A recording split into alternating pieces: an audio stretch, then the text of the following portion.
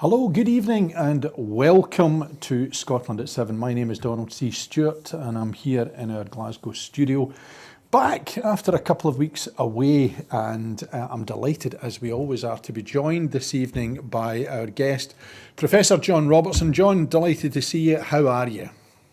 I'm good. Thanks very much. It's good to be here. Great. And as always, we begin, as we do this evening, with the Ukrainian update on day 608 of the illegal Russian war and war of aggression against the sovereign state of Ukraine. And from today's news, the Swedish government has said that damage to a telecommunications cable between Estonia and Sweden this month was caused by external force or tampering. The Kyiv Independent has reported that the regional prosecutor's office announced on Monday that 3 residents of Kherson Oblast were arrested for allegedly helping Russian forces target locations for strikes in the city of Kherson. The UK Ministry of Defence intelligence update said that Russian government spending had become increasingly focused on the cost of its war on Ukraine. Ukrainian Foreign Minister Dmytro Kuleba cited Forbes as reporting that Russia has spent around $167 billion on the war between February 2022 and August 2023, with which it could have built almost 24,000 kindergartens across Russia, or more than 4,500 maternity wards, or about 17,000 schools. Instead, Russian war criminals have bombed Ukrainian kindergartens, maternity wards, schools and hospitals, destroying almost 120,000 civilian structures in all. Kuleba said Viktor Putin's Russia is the most heinous evil the world has witnessed since World War II, and that the Russian president and other Russian perpetrators must face justice for their crimes. Turkish President Recep Tayyip Erdogan has submitted a bill for Sweden's NATO membership to Parliament for ratification, the Turkish presidency said. Turkey and Hungary are the only NATO members yet to ratify Sweden's membership request. Trade between Russia and India in the first 8 months of 2023 more than doubled from the previous year, reaching a record high of almost $44 billion, according to Russian state-run media RIA Novosti. The US has sought forfeiture of the $300 million super yacht Amedia that it says is controlled by sanctioned billionaire Russian oligarch Suleiman Kerimov. The yacht was seized in Fiji and is docked in San Diego. The case is before court in Manhattan. Kerimov and his family are reported to be worth $10.7 billion.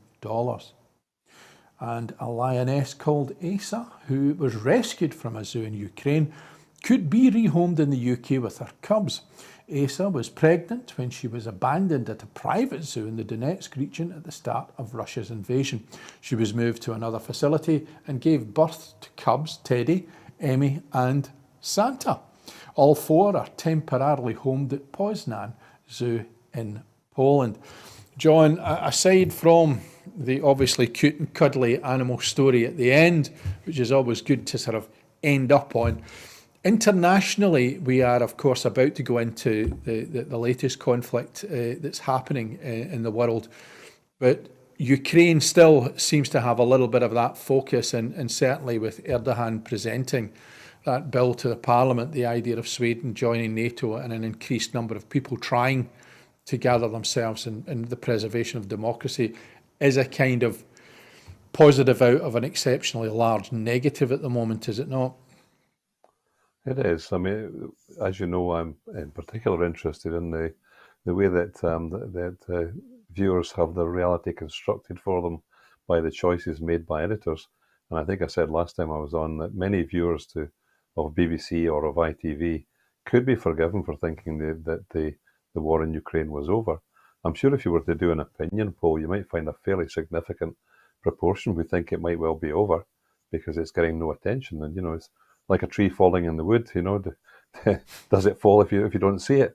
I'm beginning to feel that it might be similar thoughts about this. I mean, clearly important developments are taking place, and the war in Ukraine is, without wishing to seem insensitive, is a more significant event for the rest of the planet than what's happening in Gaza. What's happening in Gaza is extreme, and it's in the suffering and the trauma that's taking place there. But I don't think there's any likelihood. There's a lot of talk of it spiraling out of control. We've had the melodramatic arrival of two American task forces, aircraft carrier. I'll get my tongue in place. Aircraft carrier task forces in the Eastern Med to allegedly, make sure that Iran doesn't join in. I don't believe for a minute. Not for a minute. I mean, you might get some involvement from Hezbollah, one or two other, non-state groups like that. But I think we're having this campaign blown out of all proportion in terms of its global significance. Horrible though it is. Indeed, and we go there with the Israel and Gaza latest, where the latest update from the UN's humanitarian agency, the OCHA, has said that about 1.4 million of Gaza's 2.3 million population is now displaced, and the shortage of clean drinking water, as well as overcrowding, has become a major concern. Doctors in Gaza say patients arriving at hospitals are showing signs of disease caused by overcrowding and poor sanitation. Tamara Al-Rafai of the UN Palestinian Refugee Relief Agency, the UNRWA, described the aid delivered to the Gaza Strip as a drop in the ocean. Just 54 trucks with relief supplies are reported to have crossed into Gaza since Saturday. Al-Rafai has said urgently needed fuel was not supplied, and that some of the aid sent in, rice and lentils, was useless because people did not have clean water or fuel to cook them. The UNRWA has confirmed that another 6 of its staff had been killed in Gaza overnight, bringing the total killed since the 7th of October to 35. It said 40 UNRWA installations had been damaged so far by Israeli airstrikes. The UN Secretary-General Antonio Guterres has again called for an immediate humanitarian ceasefire in Gaza, saying the appalling attacks by Hamas cannot justify the collective punishment of the Palestinian people, and that no party to an armed conflict is above international humanitarian law. At the UN in New York, he said that he was deeply concerned about the clear violations of international humanitarian law that we are witnessing in Gaza. At least 5,791 Palestinians, which includes 2,360 children, have been killed in Israeli strikes on Gaza since the 7th of October, according to the Gaza Health Ministry. 704 Palestinians had been killed in the previous 24 hours. Ashraf Al-Qidra, a spokesperson for the Health Ministry, said they had received over 1,500 reports of missing people, including 870 children, still under the rubble of collapsed buildings. John Kirby, Strategic Communications Coordinator for the US National Security Council, has said the Biden administration does not believe the time is right for a ceasefire in Gaza until all hostages held by Hamas in Gaza are released. Hamas released 2 more hostages from Gaza on humanitarian and poor health grounds. Nurit Cooper, also known as Nurit Yitzhak, 79, and Yocheved Lifshitz, 85, were kidnapped along with their husbands from the Nir Oz kibbutz near the Gaza border on the 7th of October. In Israel Today, military spokesperson Daniel Hagari said that the military was ready and determined for the next stage in the war and was awaiting political instruction. The IDF, the Israeli Defense Force, claimed to have struck over 400 terrorist targets in the past 24 hours. They say they are attempting to contact residents in Gaza to offer them a better future if they provide information about any of the 222 hostages held in Gaza by Hamas. In a joint media appearance with the French president, Israel's Prime Minister Benjamin Netanyahu threatened horrible consequences for Hezbollah and Lebanon if it decided to join the war. President Emmanuel Macron called for the release of hostages. He said terrorism must be fought without mercy, but with rules. The Wafa news agency has reported that Israeli police shut down access for Muslims to the Al-Aqsa Mosque in Jerusalem. Felix Klein, Germany's anti-Semitism commissioner, has condemned the country's recent increase in anti-Jewish violence, warning that it risks transporting the country back to its most horrific times. It's an interesting thing, John. You alluded there to the way in which we could be forgiven for believing that Ukraine is settled. And this is the latest thing, and it is indeed an editor's decision making that can often portray that to the mass population. Here, I think that the truth, casualty, war, all of the usual cliches, but I think here claim and counterclaim is beginning to become quite confusing over who and what's going on, so that it can often be TikTok and social media that people are getting their news sources from that's unfiltered and perhaps might even be closer to the truth. Yeah, I would agree. I mean, there's a great deal of unreliable material flying around social media, but there's an equal amount of unreliable messaging flowing around from government sources, in particular the US and UK governments, and I suppose the Labour Party as well in the UK. I mean, the Labour Party's leadership has adopted a disgraceful position here on all of this. In many ways, it doesn't really matter to me. It doesn't matter to me who destroyed that hospital. I mean, there will be claim and counterclaim on that for some time. What matters is that there is now a ceasefire, and a ceasefire right now, without worrying about all of these other things, because they can all be dealt with later. We absolutely must have a ceasefire and a humanitarian corridor right now. And only one political party in the UK is calling for that consistently, and that's the SNP. Now, as viewers will know, I'm an SNP member, but that is a clear and objective comment that I've made about that. And only one political leader is behaving anything like a statesman, and that's Hamza Yusuf. And of course, he has very deeply personal reasons for having that corridor and that ceasefire.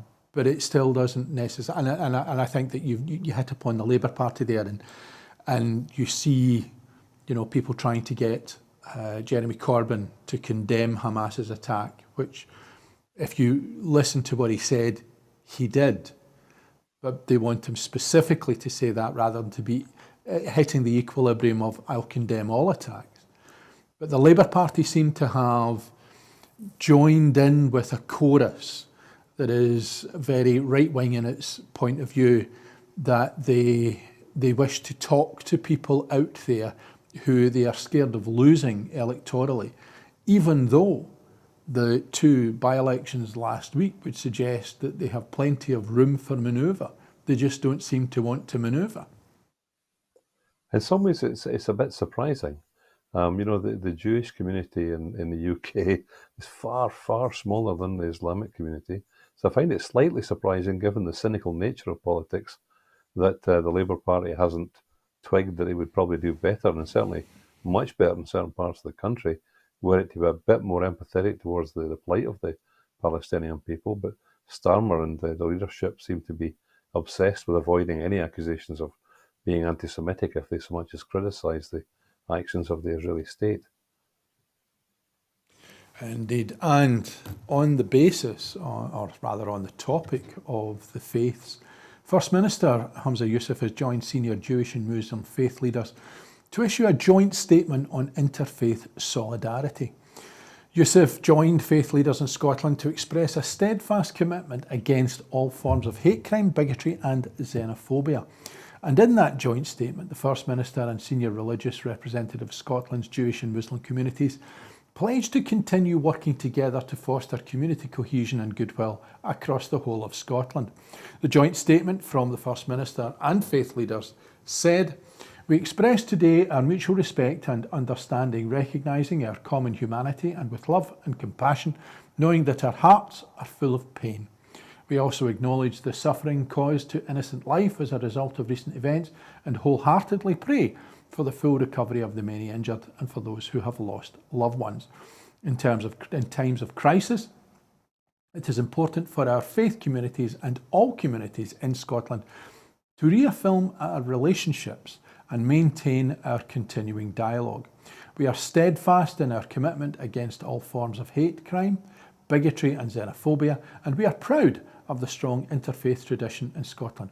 We stand together in solidarity to reassure our communities of that continuing commitment. We will continue to work together to foster community cohesion and goodwill across Scotland so that everyone can live in safety. We are proud of our close and strong working relationships built up over many years and which allows us the ability to work with confidence and trust. And the signatories included Hamza Yusuf, the First Minister of Scotland, Rabbi Moshe Rubin, the Senior Rabbi of Scotland, Chief Imam Dr. Syed Razawi, Sheikh Hassan Rabini, Chair of the Scottish Muslim Forum, and Rabbi Eliran Shabo, the Jewish chaplain of Scotland's universities. And I suppose that, along with the weekend there where we had the rally in support of the Palestinian people in Glasgow in Scotland, which didn't manage to burst into any news reports in the mainstream, this will be yet another example of something that is being done within the context of Scotland that doesn't quite push through that, I don't know whether it's a glass ceiling or it's just a big hobnailed boot that gets into the news rooms of STV, BBC et al. It's a constant debate I have with people in the independence movement as to whether or not this is an explicit agenda to deliberately exclude anything positive about the performance of the Scottish Government, of the SNP leaders in government. And I take the view that there is an element of agenda here at the top level, and that the editors are conscious in terms of the decision making, and they are deliberately predisposed towards bad news about Scotland, because anything about Scotland, because they hope, I think in the longer term, that will undermine the confidence of the Scottish people in the independence project. I think a lot of the staff, to be fair, the junior staff, for them it's a culture. And I share the opinion of Noam Chomsky on this here. He doesn't believe in conspiracies, nor do I. You've got an agenda at the top level, and you've got everybody else just part of a culture, or a subculture if you like, and they just know what to do and what to say. They know what to write about, and they know how to write about it without being told. Like you, John, I'm not in favour of any form of buying into conspiracies, but you're absolutely right. There is a culture that you go into somewhere, and I think it's often a bit like a schoolroom. That you're a new pupil, you walk into the schoolroom, you will gravitate towards a certain type of person that will gain you some form of acceptance, and by gaining that acceptance, you then unconsciously are then emitting those messages that are part of the dominant culture. And I think that that's beginning to be seen more and more, and perhaps being challenged more and more as we see in increasing numbers of independence movements, like in Scotland and perhaps even in Wales. Yes, and I think you mentioned earlier to what's happening within social media. There is justifiable concern about some of the craziness that's there. The Russell Brand sort of blogs or podcasts, whatever they're called, which attract basically people with mental health problems, people who think that the World Health Organization's out to ruin their lives, when they should be far more worried about the corporations and their own government. That's going on in the background, and I spend a lot of time on social media, and I look at what's on social media, and I find gems there. I find gems that I rarely find in mainstream journalism anymore. There were one or two in the past, but I rarely find them. I find that there is the freedom there. There's the freedom there to be wrong, but equally there is the freedom there to be right in a way that mainstream editors won't allow. Indeed, and yet another report that may well not have got anywhere in mainstream media is from the Joseph Rowntree Foundation, which has found that Scotland has the lowest rise in destitution in the United Kingdom. An estimated 1.8 million UK households, containing nearly 3.8 million people, including 1 million children, were destitute at some point in 2022, according to a new study published by the Joseph Rowntree Foundation. Half of destitute households try to get by on less than £85 a week after housing costs, with a quarter reporting no income at all. Severe material hardship was no longer a rare occurrence, the study found, with rates of destitution more than doubling in the last 5 years as a result of benefit cuts and cost of living pressures, leaving struggling households increasingly reliant on regular charity handouts.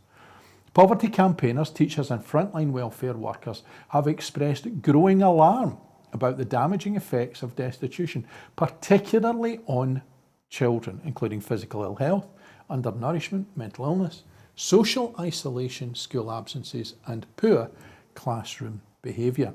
The Foundation's Chief Executive, Paul Kissack, criticised the UK government for, in effect, ignoring the rise in destitution. A co-author of the study, Professor Suzanne Fitzpatrick of Heriot-Watt University, described soaring destitution as morally reprehensible and said the UK state had abdicated its responsibility to society's poorest.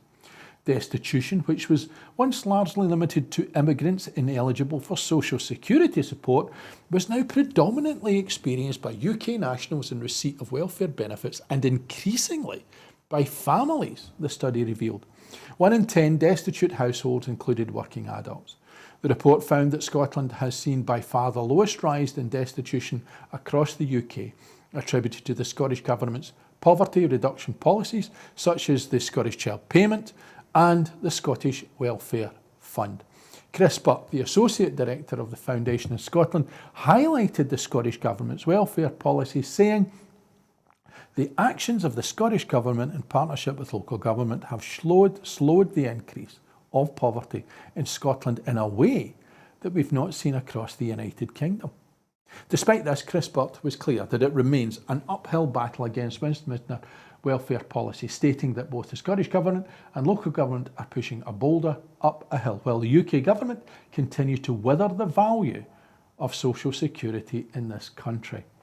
The SNP Women and Equality spokesperson, Kirsten Oswald MP, commented, "SNP policies like the Scottish Child Payment are slowing the increase of poverty in Scotland. After 13 years of austerity, a broken Brexit and a Westminster-made cost of living crisis, it's clear that households across Scotland are suffering.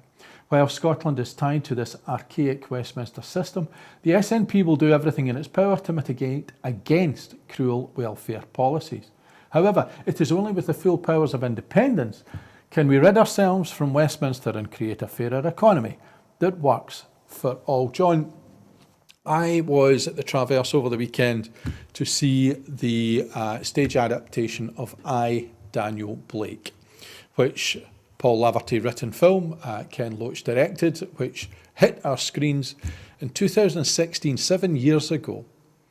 And I was fortunate to meet the person who'd adapted, Dave Johns, who played Daniel Blake in the film. And in the chat, he revealed that there has been one significant change between 2016 and 2023 in terms of the Department for Work and Pensions. Despite all of the evidence that sanctions and universal credit and all the ways that they've gone through austerity have damaged individuals. And the major change is they no longer use Vivaldi as the waiting music when you phone them. That's it. And here we have yet another report telling us that we're getting poorer.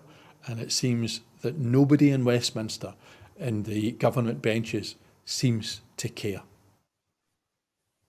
If they don't use Vivaldi anymore, I'm guessing they're using Karl Orff, Adolf Hitler's favourite composer. That would seem like an appropriate choice there.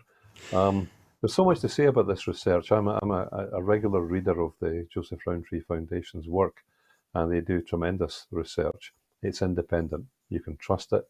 They've got good researchers. I've been a little wary recently of the Scottish branch, and it's interesting you mentioned the head of the Scottish branch there praising the Scottish Government, at least to an extent. There was a recent piece which I thought looked as if they'd maybe been got at politically, but maybe I'm being unfair. There's a lot in this report. It's getting, so far as I could see, it was reported in The Guardian in the morning, and then STV did pick it up. Well, not prominently, but STV did pick it up. As far as I can see, none of the mainstream newspapers and the BBC have turned away from this. Were it drug deaths and were it the situation again where Scotland is the worst in Europe, you know that these comparisons would be their meat and drink. They'd be very keen to refer to that. Well, this is relatively good news, and it's maybe more than relatively in the sense that Scotland has achieved this, as you've mentioned, with limited powers. We don't have full powers over taxation, over benefits, or over the possibility of borrowing to deal with a crisis. So this reduction in the very Victorian concept of destitution is impressive. I have to say that the Conservative Party, I feel sure, must be proud of what they've achieved here, because they have now delivered to their great leader, Margaret Thatcher, the Victorian values that she trumpeted as ones that were to be admired. So here we are in Victorian Britain again, with destitution and I gather other things happening, in particular in London. I mean, the situation in London is appalling. The level of destitution there is more than twice that in Scotland. It's pushing 3 times as high. And I note with interest as well that Glasgow, sadly, always with Dundee sometimes, the city that suffers most from inequality and from disadvantage, Glasgow has moved from, I think, the 11th most deprived city in the UK to the 26th, I think. So it's quite a dramatic change, and it indicates there's much still to be done, as the Joseph Rowntree Foundation have asserted, much still to be done, but at least achievements here. And the media coverage is just typical and disappointing. Indeed, and it's interesting that you talk to the Victorian values. Of course, Andy Arnold leaves the Tron as artistic director, and his final production is a Dickens classic, Great Expectations, but it's been adapted by Gary McNair to Glasgow, and it's called Nae Expectations. And I am told that there is a political edge. One can but wonder what that might be. So, in terms of, and I suppose in a sense, there is the positives to come out of this, that we are getting worse slower than anybody else in a sense. And I did see somewhere this week that of the 30 most deprived places in the UK, Scotland was not mentioned in the 30 towns that I saw. So if it's, slipped from 11 to 26, what you see is the rest of the UK just getting so much worse, which should be an indication, surely, to somebody, somewhere, perhaps with a vote to cast, that the mitigation of things like there's no bedroom tax here, the welfare fund, the child payment, that what the Scottish Government have been able to do is not just mitigate, but actually make serious inroads into that slide away from prosperity.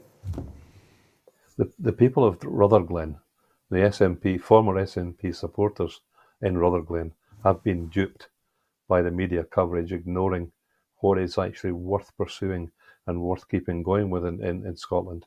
That progress is being made against all the odds, and the people of Rutherglen were fooled into voting for a party that doesn't care at all about their futures, about their prospects. But while I'm answering here, I'm reminded of something I meant to mention, and that's the business of the child payment. Now, the Joseph Rowntree Foundation report does refer early on that one of the factors in improving the situation in Scotland relative to the rest of the UK would be the divergence in the approach to benefits, and in particular draw attention to that. I then had a look through some of the data, which is largely qualitative. It's accounts, verbal accounts by people experiencing tremendous difficulties. And there was only one example of a person receiving the child payment, which strikes me as quite unrepresentative. I mean, given that there are, I think, about 300,000 children whose families are in receipt of the child payment. I'm quite surprised that the Joseph Rowntree Foundation only found one. I mean, it's a really small number. And it makes me wonder that if they had found more in their sample, then the picture would have been even more positive with regard to Scotland. Indeed, and moving from a report that's positive is positive news that the real living wage is rising to £12 an hour. The Living Wage Foundation has announced that rise across the United Kingdom, which represents an increase of £1.10 and £13.15 an hour in London, which is a £1.20 increase. From today. The real living wage, which is set by the foundation, remains the only wage rates independently calculated based on what people need to live on. This year, the rate increased by 10% in the United Kingdom, reflecting persistently high costs for low-paid workers. Recent research by the Living Wage Foundation shows that despite inflation easing, the cost of living crisis is far from over for the United Kingdom's 3.5 million low-paid workers. Recent polling of those earning below the real living wage found that 60% have visited a food bank in the past year, and 39% are regularly skipping meals for financial reasons. Unlike the legal minimum wage at £10.42 for over 23s, which UK government rebranded as the national living wage, the real living wage rate is independently calculated based on rising living costs and applies to everyone over the age of 18. A full-time worker earning the new real living wage would earn over £3,000 a year more than a worker earning the current government minimum, and over £2,000 more than their current pay. The SNP has responded by saying that Scotland could go much further to deliver better pay and working conditions with the full powers of independence and control over all aspects of employment law. Indeed, SNP economy spokesperson Drew Hendry MP said that the real living wage should be implemented nationwide, but Westminster has refused to implement the scheme, and both the Labour and Tory parties continue to block the transfer of powers over employment law to Scotland's Parliament. The Scottish Government is an accredited real living wage employer and continues to encourage organisations in Scotland to pay the real living wage through the Fair Work Action Plan. According to Living Wage Scotland, more than 2,800 employers in Scotland have real living wage accreditation, giving more than 57,000 Scottish workers a pay rise as a result. And again, I think, John, that's the indication of something that is, in a sense, a small thing being done and promoted that is not being picked up elsewhere. But I think also in terms of the way in which we address poverty in this country is finding what are the real things we know about. Obviously, people going to food banks. You know, if they don't trip over the Tory MP who's cutting the ribbon to open them, then, you know, they're going to be nurses, workers, families who are just doing their shopping, but they have to walk through that door, and for many of them, it's a real strip of their dignity to do so. It is. There is enormous wealth in this country. It's locked away in overseas bank accounts. It's locked away in land and property, and it needs to be taxed. It's not about giving the middle earner a hard time. With independence, this country could be innovative, start to tax wealth properly, and if we start to tax wealth properly, then we can start to do something about inequality in this country. It's obviously it's good news to hear about an increase in the living wage. I mean, that's to be commended, and hopefully many employers will accept that and do it. But it's pretty bad news, I would think, for those who work for the company that Anas Sarwar shares with his mother. They didn't even pay the previous living wage, so I can't imagine there's much chance they're going to pay the increased living wage. And again, you know, we're seeing the frit nature of the Labour Party not wishing or willing to engage in ways, whether it be don't go on a picket line, whether it be we're not going to, you know, spend more than the Tories are in the following state agencies, including the National Health Service. And here again, you know, not committing to something which would be a massive change for so many people in England and in Wales seems to be a very odd position if you are an old Labour Party supporter to look at the new Labour values. Yeah.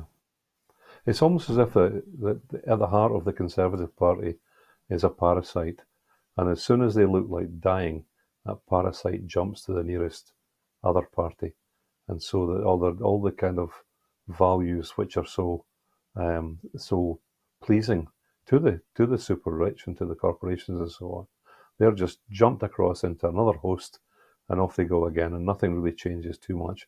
Minor adjustments here and there, but nothing substantial. And we saw that, of course, with the fact that the Labour Party conference was one of the largest conferences that they'd ever had, which was compared with the Labour conference before the 97 election when Blair was elected, and just exactly how business seems to have gone. We're not going to the old guard. We want to be very much in with the new guard. And business, for our next item, has been very much in the news over the last few months, but there's not so much good news now as higher energy bills are forecast for UK households next year. And UK households could face higher energy bills after a leading forecaster said electricity market prices will rise in 2024 and remain well above pre-energy crisis levels for the rest of the decade.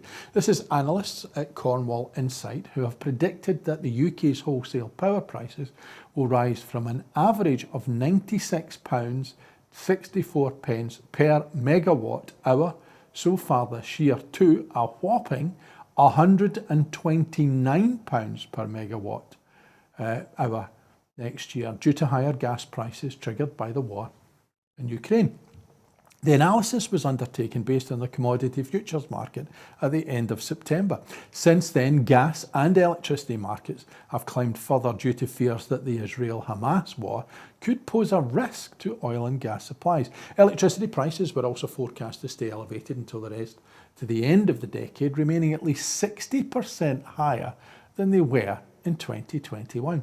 The analysts expect that as more renewable energy connects to the grid, reducing reliance on gas-fired power plants, market prices will begin to fall. However, they will stay above £80 per megawatt hour, well above pre-crisis levels. Tom Edwards, a senior modeller at Cornwall Insight, said slowing the UK's shift towards renewable energy could keep energy bills higher for longer.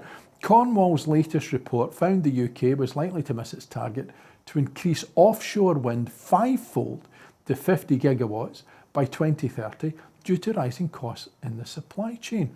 In Westminster, Glasgow Central MP Alison Thewlis is leading an adjournment debate in the House of Commons on the cost of energy. Ms Thewlis has called on the UK government to restore the £400 energy bill rebate to help people through the winter.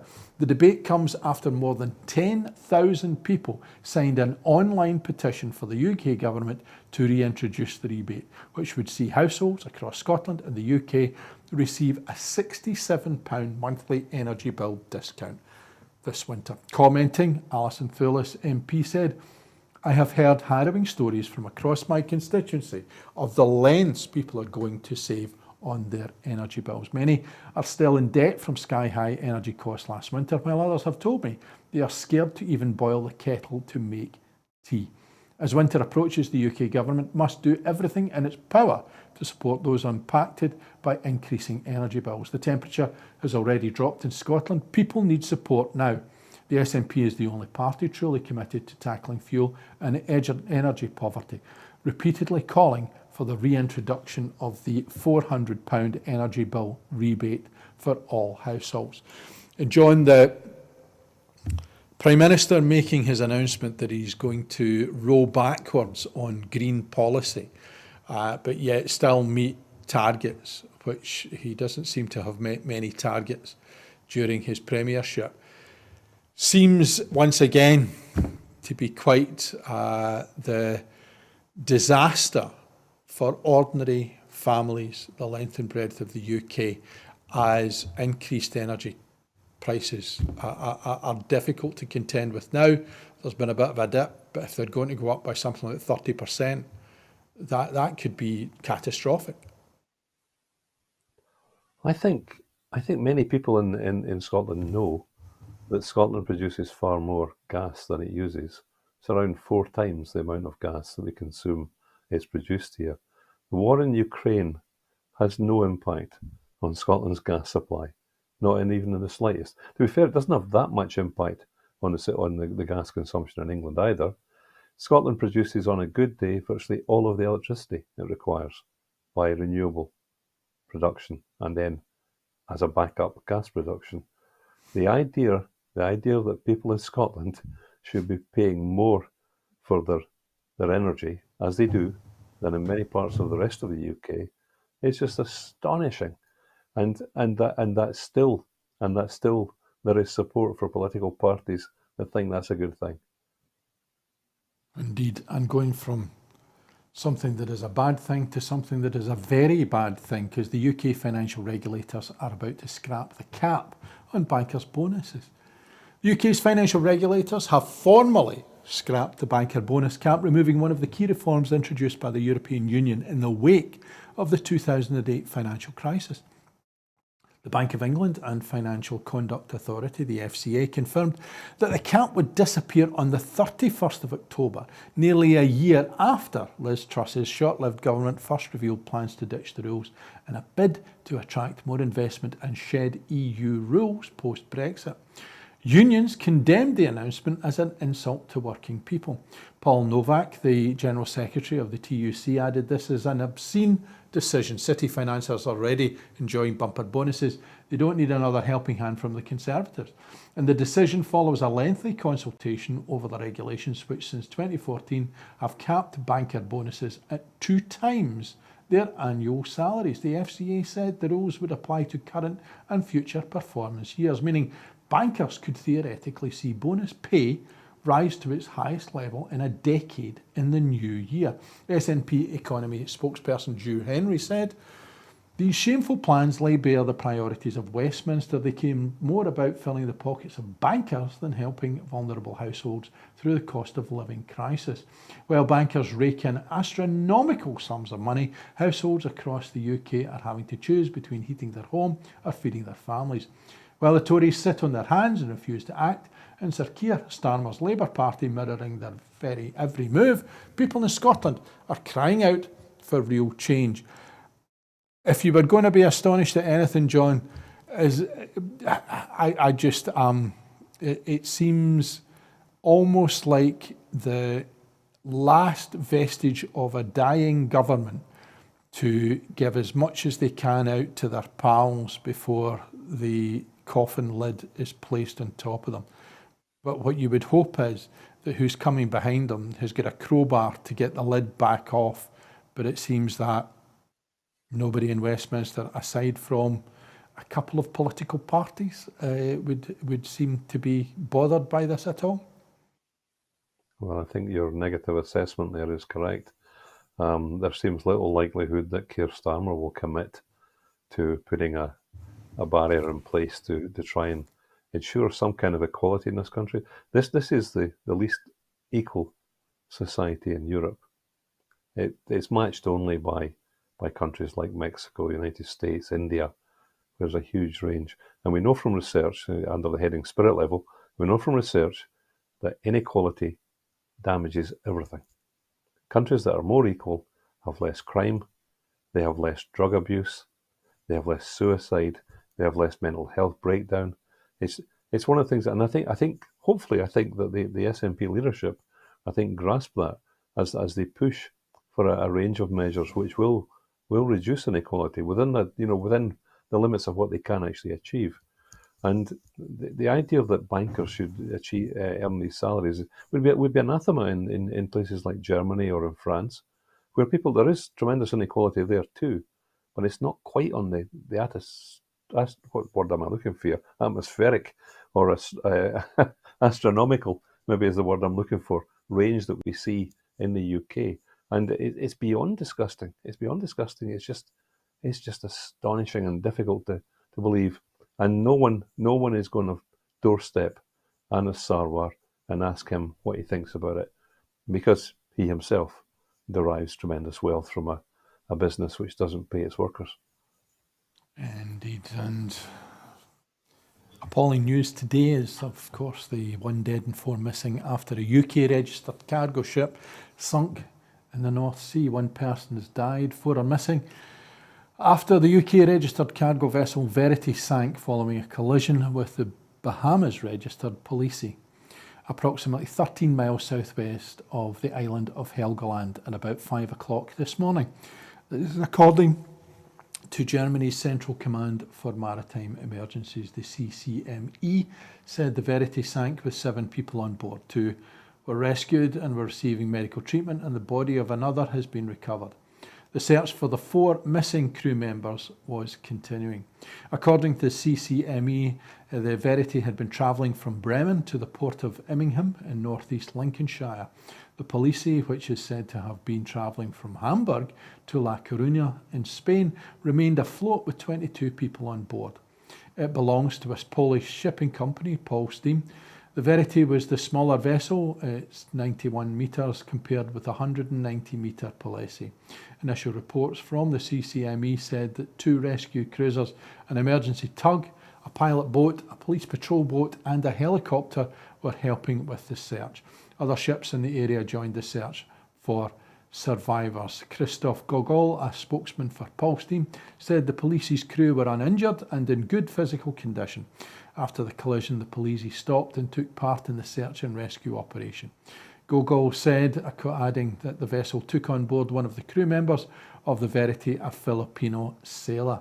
In a press conference alongside the German Maritime Search and Rescue Service, a CCME spokesperson said that divers were looking for signs of life on the Verity, as the 4 missing crew may still be alive and sheltering inside the vessel on the sea floor.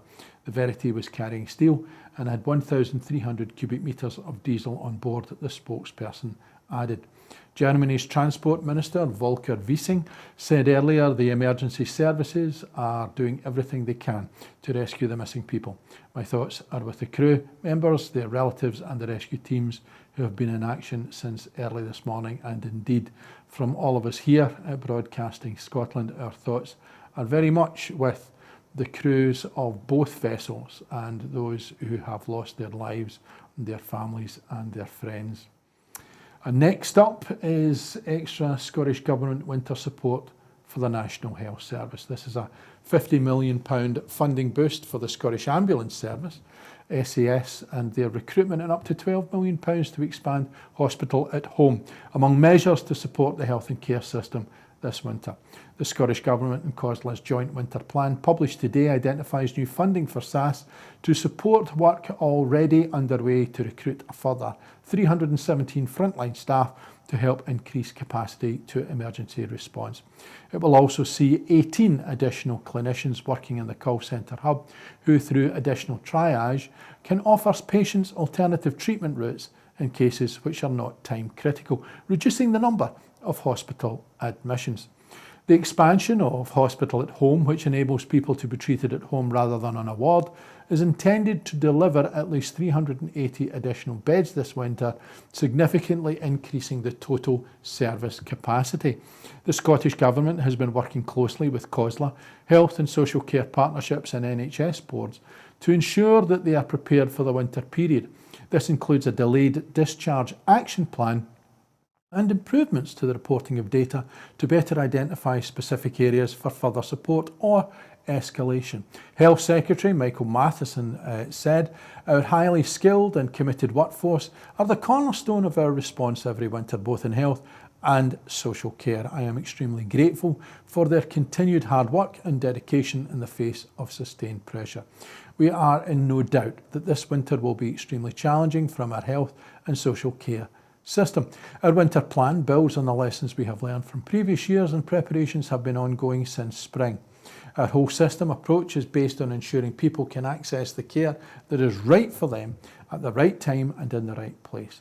The additional investment of up to £12 million to expand the hospital at home service will allow people, especially elderly patients, patients with respiratory conditions and children, to receive treatments in the comfort of their own home, and will crucially help reduce pressure on our A&E departments this winter.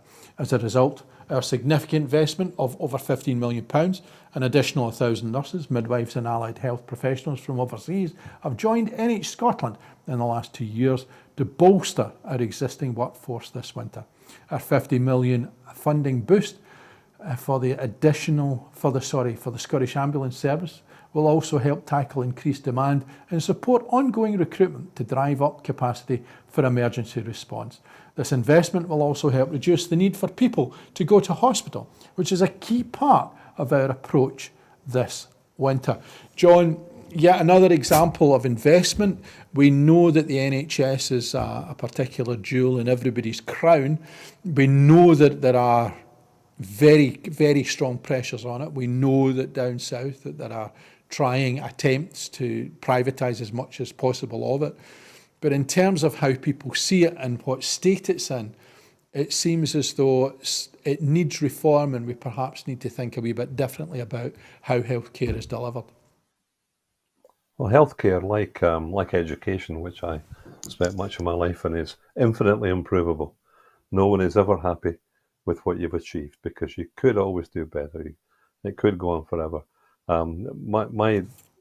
My task with my activity in this area in the past has been often to try and provide a little clarity on just how successful our health service elements are. And the Scottish Ambulance Service is, if you look at them fairly and assess what they've done, they've made tremendous improvements. Their performance is way ahead of that in other parts of the UK. The response times are much shorter than in Wales and in many parts of England. And they've done some of that. I heard you mention earlier the triage system. They've done that by introducing new ways of judging how urgent a call is, so that there's a prioritising of, understandably, of those cases where someone might die. There's a prioritising of that and making sure that that's done properly. One of the consequences of it, I think, has been statistics have emerged that suggest for the non-urgent cases, the waiting time has increased. And of course, you can imagine what opposition party health spokespersons make of that. They're immediately feeding the mainstream media in Scotland with stories of worsening performance by the Scottish Ambulance Service, where in actual fact, by doing what they've done, perhaps allowing for slightly longer waiting times for less urgent cases, they have saved lives. And I've read research, independent research, the last few years that puts numbers on that. I don't have the numbers in front of my head, but lives have been saved, and a significant number of lives have been saved by that triaging system. So, clearly it could always be better. It could always be better, and more investment will help. But I think it's important to keep in mind that things are not falling apart as the media might represent them. Indeed, and moving on to where there is further investment, is the Scottish Government have announced the Bairnshouse test sites. Minister for Keeping the Promise, Natalie Dawn, has announced the 6 successful locations that will become home to Scotland's first Bairnshouse test sites. This is supported by £6 million worth of Scottish Government funding, multi-agency partnerships in Fife, the north of Strathclyde, Aberdeenshire, Aberdeen City, Tayside and the Outer Hebrides will set up pathfinders to provide coordinated, comprehensive support for children and young people in the justice system. Services include child protection, recovery, healthcare, therapeutic support and justice available which through the Bairnshouses, which will be in each of these 6 areas, to provide a blueprint which will be followed by a full pilot in 2025. And the Minister for Keeping the Promise, Natalie Dawn, said, establishing this network is a major step forward in our aim to transform the care and justice systems for children and young people, many of whom will have been through serious trauma. The creation of these pathfinders will also help us to collectively uphold the rights of children and their families to compassionate and effective support in line with the UN Conventions on the Rights of the Child. This is a key action in keeping the promise, she continued, and I'm pleased to have marked Care Experience Week by meeting representatives of this vital project to hear about their vision for the future as one of the first Bairnshouse Pathfinder partnerships.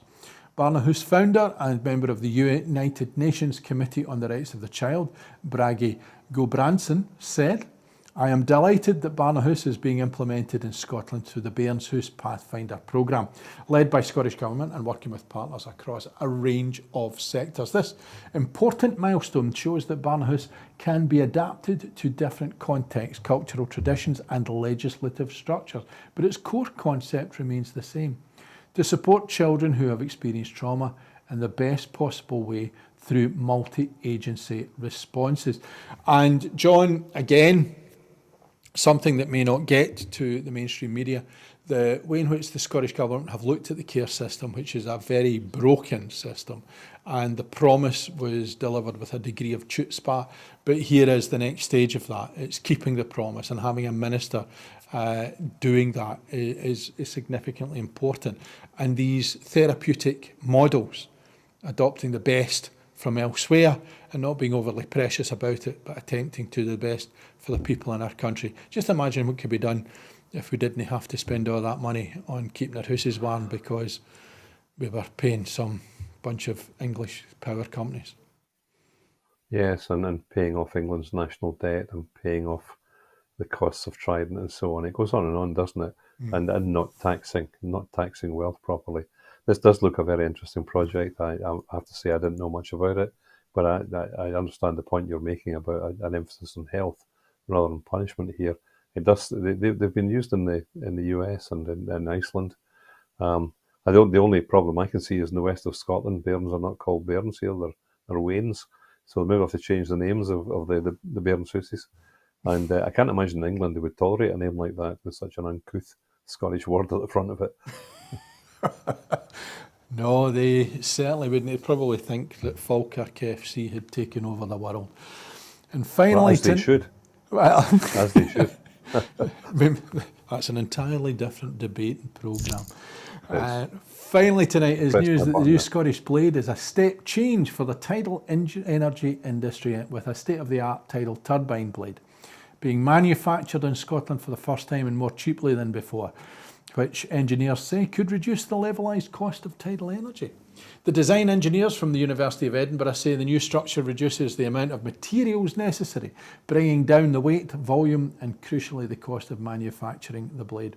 The team is based at Fastblade, the world's first rapid testing facility for tidal turbine blades at Rosyth in Fife in Scotland.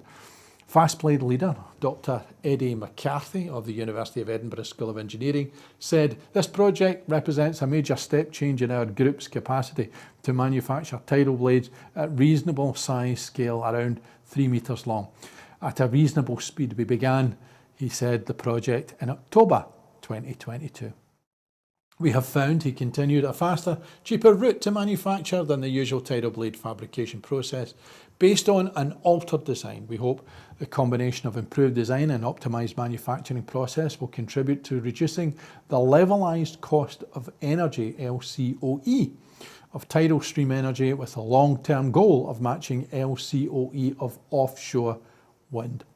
Currently, the United Kingdom contract price for tidal stream energy is around £178 per megawatt per hour compared to £65 for offshore wind, and the high generation cost is a barrier to the development of tidal energy, potentially the missing piece of the year-round renewable energy grid.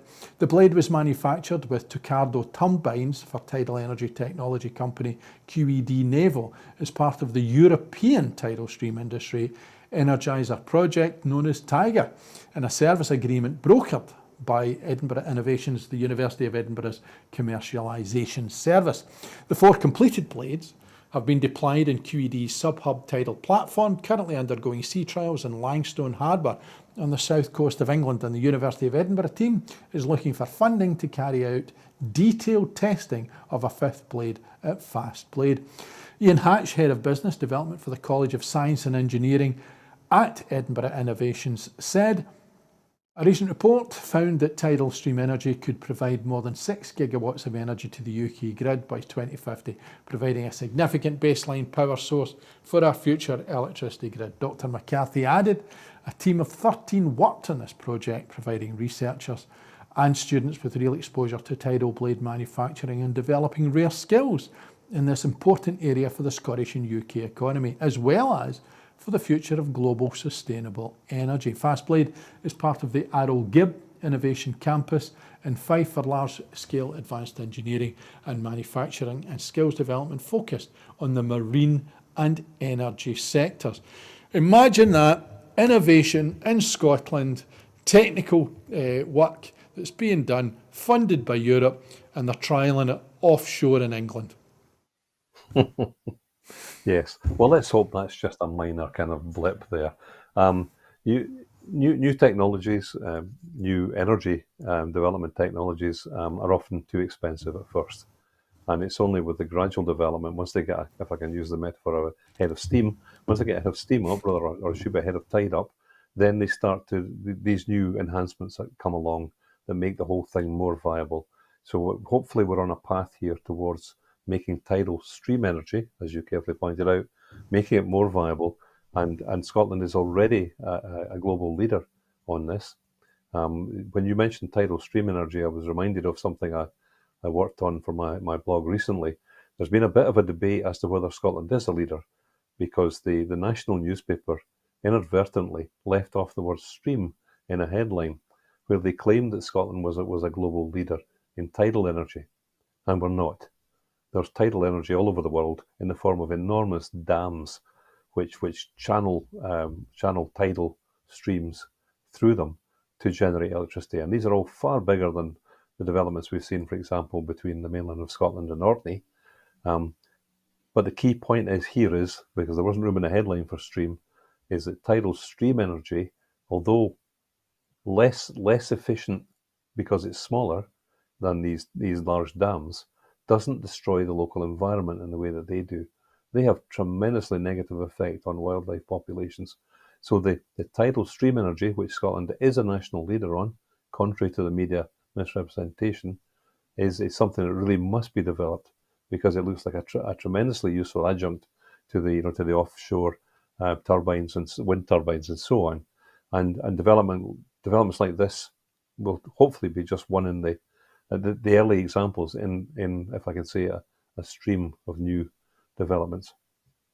Indeed. And folks, that's it for this evening. And as we end there, it's interesting, of course, that earlier on we were talking about Scotland having 4 times as much gas produced as it requires, and electricity be something that we are producing what we need, and the opportunities there, John, for us. Perhaps with our innovations and working in green energy, one sees the limitless possibilities of being in a position where we are more independently in control, perhaps, of our destiny. But for tonight, John, thank you very much for being with us. Absolute pleasure as always. My pleasure. Thank you. But before I go, I just want to remind you that here at Broadcasting Scotland, we depend very much on the generosity of our supporters. So to everyone who has signed up to make a regular monthly payment, on behalf of everybody here, thank you very, very much. Our programmes will always be free to view. However, if you can afford £5 a month, please consider becoming a Broadcasting Scotland supporter. Our need to reach our £30,000 target to pay our bills is still pressing, but the generosity of our supporters has given us a little more time. We have raised over £19,200 and are able to continue making programmes for the next few weeks. But our need to raise the remaining £10,800, nearly £11,000, is still really urgent. So if you are able, please take the opportunity, if you can, support and help in any way whatsoever. All of us here would be intensely grateful, as we always are. But for me, Donald C. Stewart, here at our Glasgow studios at Broadcasting Scotland, it is good night and thank you for watching.